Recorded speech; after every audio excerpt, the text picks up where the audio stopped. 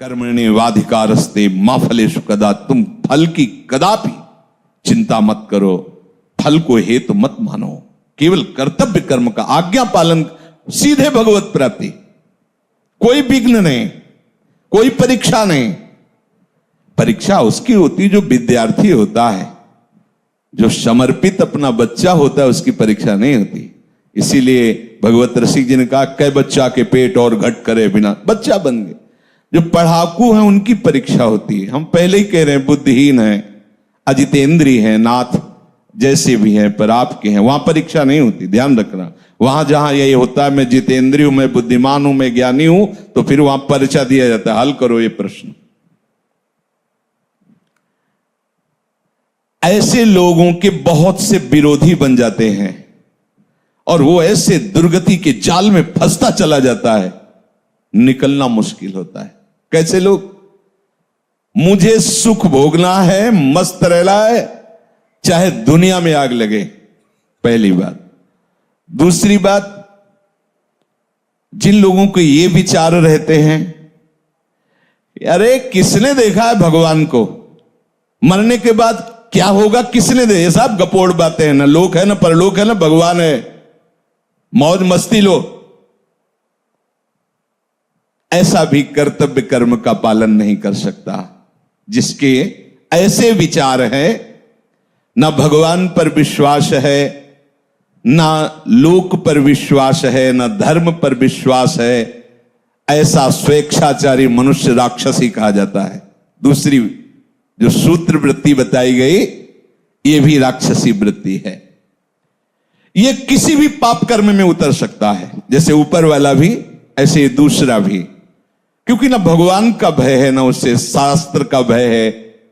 शास्त्र का भय होता है, उसमें लिखा है कि ऐसा नहीं करना, भाई मैं नहीं करूंगा, उसमें लिखा है ऐसा। वो संत कह रहे थे, मैं ऐसा नहीं कहूंगा। वो गुरुदेव के, मैं ऐसा नहीं करूंगा, मैं ऐसा नहीं देखूंगा, मैं ऐसा नहीं बोलूंगा, क्योंकि संत कह रहे थे, गुरुदेव कह रहे थे, शास्त्र कह रहे थे, वही बच पाता है। लेकिन ये ऐसी बुद्धि वाले बहुत लोग मिलेंगे, कहां भगवान, कहां लोक पर लोग, सब गपोड़ बातें, ओ मर के नरक जाना है, स्वर्ग जाना है, अरे सब मस्ती लो। ऐसा मनुष्य स्वेच्छाचारी हो जाता है, किसी भी पाप कर्म में वो भयभीत नहीं होता। बुरे कर्म का फल परलोक में जाके दुख भोगना सब गपोड़ मानता है, सब गप है, कहीं कोई नहीं। ऐसे जो भाव वाला होता है, वो प्रगट में और छिपकर दोनों प्रकार से भरपूर पाप कर्म ही केवल करता है। ऐसे लोगों के संग से भी बचना चाहिए, जिनका भी परिचय दे रहे हैं। जो लोग अपने अस्तित्व को मिटा देते हैं पाप कर्म में, उनके अंदर विवेक नहीं रह जाता, बुद्धि नहीं रह जाती। बहुत ही नीच कोटि, मतलब शब्द ही नहीं उनके लिए। निम्बुआ घाट गंगा के किनारे जब हम भ्रमण करते हैं, तो जैसे कोई बहुत मनोरम स्थान दिखाई दिया, एकांत शांत ऐसा, तो साल साल 2-2 साल रुक भी जाते थे, रुक गए भिक्षा के द्वारा, बस एकांत सेवन। तो निम्बुआ घाट है, एक बहुत बढ़िया स्थान है, बहुत सुंदर स्थान, जहां भजन की स्वाभाविक प्रवृत्ति उदय हो, किसी का ज्यादा आना जाना नहीं, भागीरथी समीप से बह रही, बहुत ही। तो वहां 20-20 किलोमीटर लगभग दूर गांव होंगे, तो वहां से एक ब्राह्मण आते थे। तो कभी कोई प्रश्न करते तो भगवत कृपा से ऐसे सहज में ऐसे उत्तर, कोई प्रवचन नहीं, ऐसे 1-2 ऐसे में। तो उनकी बड़ी श्रद्धा बढ़ी, तो एक बार वो अपने परिवार को लिवा के लाए, तो साथ में उनकी बेटी भी थी जो नवयुवती थी। तो ऐसे पूरी जली हुई थी, ऐसे पूरी, ऐसे यहां से ऐसे बड़ी सुंदर आकृति पर इधर से जली हुई। तो स्वाभाविक प्रश्न उनका, ये जन्म से ऐसा है इस बच्ची के, या? उनका नहीं महाराज, 1 मिनट लगेगा हमें बताने में। तो कहा नहीं, बताए। बोले भगवत कृपा से हमारे पास सब कुछ है, जमींदारी रही बाप बाबा से, तो खूब धन संपत्ति है। उस समय उन्होंने कहा करोड़ों रुपए लगाकर हमने अपनी बेटी का ब्याह किया बड़े घरानों में, और वहां गई तो कुछ समय तो ठीक रहा, फिर उन लोगों को पता नहीं क्या हुआ कि प्रताड़ित करने लगे। ये जब आती तो बताती तो हमें लगता कि घर परिवार में ऐसा होता है। हमने कहा कोई बात नहीं, सहन करो, धीरे धीरे सब ठीक हो जाएगा, नया नया है इसलिए ऐसा। एक दिन उन्होंने उसे बांध दिया रस्सी से और मिट्टी का तेल डाल करके आग लगा दी। अब वो भगवान की लीला थी कि आग जो लगी तो सीधे रस्सी में ही लगी, पहले तो कुछ शरीर में लगी तो रस्सी जल्दी से जल गई तो जीना था, जीना से भागकर ऊपर छत में गई और पड़ोस के घर, पहले छप्पर होते थे ऐसे ऐसे आंगन बीच में, तो छप्पर में ऐसे गिर के और आंगन में गिरी जाके। अब ब्राह्मण परिवार के थे तो उनके परिवार के ही वो थे और उनके पास बंदूक आदि भी थी। तो उन्होंने देखा उनका बेटा ये क्या, तो उनका पापा और सब मिलकर हमें जला रहे हैं। उनका बिल्कुल निश्चित कंबल आदि से ढका उसको और बंदूक ले खड़े हो गए और कहा सबको गोली मार देंगे अगर हमारे घर आओगे। और फिर सूचना दी उनके पिता को, तो वो उनको, अब वो ऐसे, अब ये क्या है, क्या है, अर्थ भी है लेकिन पिशाच वृत्ति है। उनको पता नहीं कैसा घोर कर्म कर रहे, क्योंकि किसने देखा भगवान को, किसने देखा लोक परलोक को, मनमानी आचरण। कोई भी पाप प्रवृत्ति करने में उनको शर्म नहीं लगती। ऐसा, अरे तुम्हारी बेटी जब दूसरे के घर जाए ऐसा बर्ता हो तो तुम्हें कैसा लगे, अरे ये कोई जलाने की वस्तु है। इस तरह से कोई प्रताड़ित करता है किसी को, राक्षस के सिवा और कौन कर सकता है।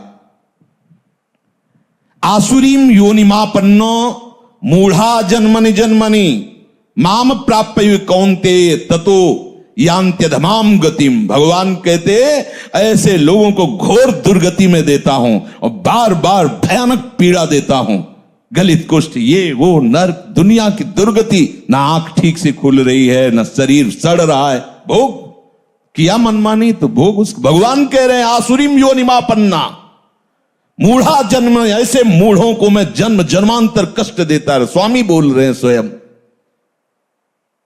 तीसरा, ऐसे लोगों को बिल्कुल संग नहीं करना चाहिए जिनका परिचय दे रहे हैं। मेरा कोई क्या बिगाड़ लेगा,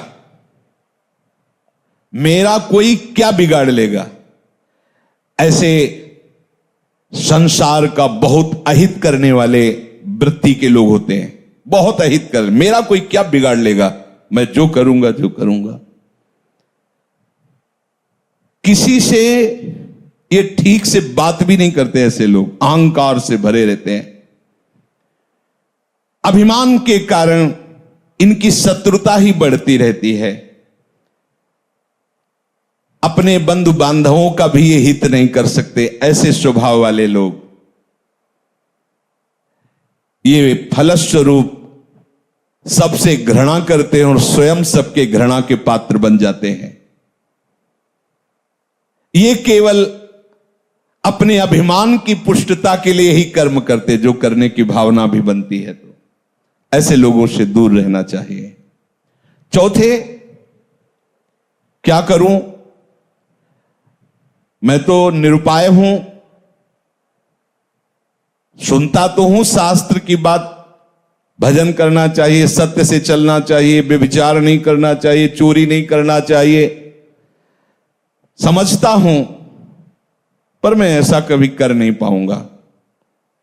वो तो कोई अवतारी पुरुष होते हैं जो भजन आदि करते हैं, हम लोगों के तो और बस विषय सेवन, ये थोड़ा सा, इनकी थोड़ा सा बुद्धि प्रकाशित है। वो इतना तो मानते हैं कि जो शास्त्र और संतजन कह रहे हैं सत्य है, पर मैं कर नहीं पाऊंगा। ये भी चौथे नंबर पे हैं। ऐसे लोगों का भी संग नहीं करना चाहिए। भाई मेरे से भजन होता नहीं है, हाँ ठीक है, भजन करना वो संत महात्माओं का काम है, हमारा काम नहीं है। हमारा काम है केवल माया प्रपंच में फंसे रहना। तो ऐसे भी लोगों का संग नहीं कर, ऐसे लोग भी वो कर्तव्य कर्म का पालन नहीं कर सकते। क्या करूं, मैं तो लाचार हूं, पता नहीं कौन मेरे सिर पर बैठ जाता है और मुझसे ये सब करवा लेता है। मैं करना तो नहीं चाहता, पर पता नहीं कैसे हो जाता है। और बहुत सी जिम्मेवारियां हमारे ऊपर हैं। ये सब शास्त्र की बातें मैं नहीं कर पाऊंगा। हाँ, अगर कोई भगवत प्राप्ति है तो महात्माओं के लिए है, हम जैसे गृहस्थों के लिए तो नहीं। और फिर भगवान को लेकर भी हम क्या करेंगे?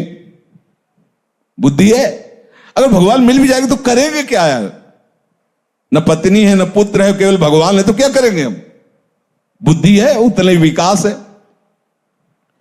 अब हमें तो केवल अपना जीवन यापन करना, अपने परिवार का पालन पोषण करना। ये शास्त्र की बातें और भगवत प्राप्ति और भजन ये सब हमसे नहीं हो पाएगा।